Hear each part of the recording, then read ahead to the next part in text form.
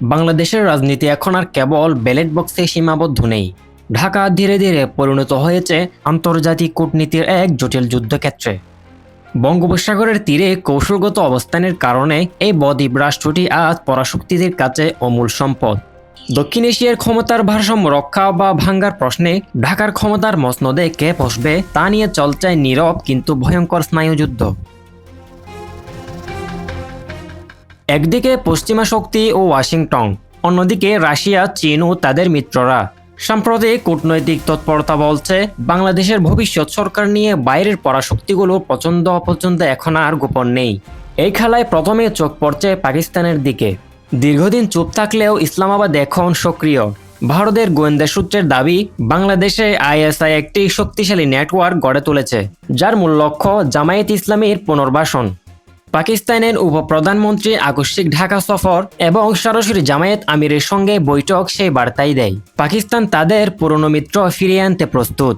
এর বিপরীতে ভারত গড়েছে গভীর দুশ্চিন্তায়। এতদিন একটি নির্দিষ্ট রাজনৈতিক শক্তির উপর নির্ভর করলেও বাস্তবতা বদলে যাওয়ায় দিল্লি এখন কৌশল পাল্টাচ্ছে।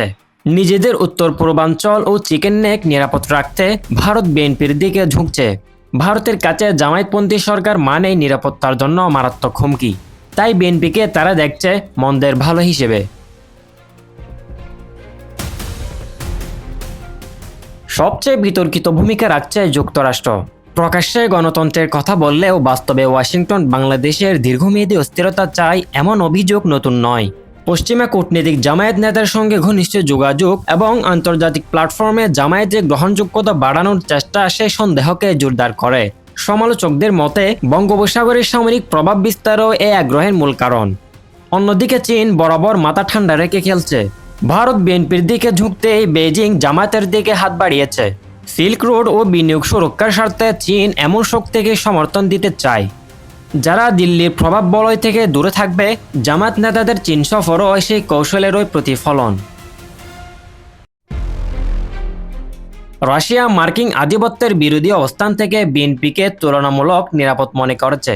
যুক্তরাজ্যও তারেক রহমানের লন্ডন সংযোগের কারণে বিএনপিকে ভবিষ্যতের ক্ষমতার কেন্দ্র হিসেবে দেখছে।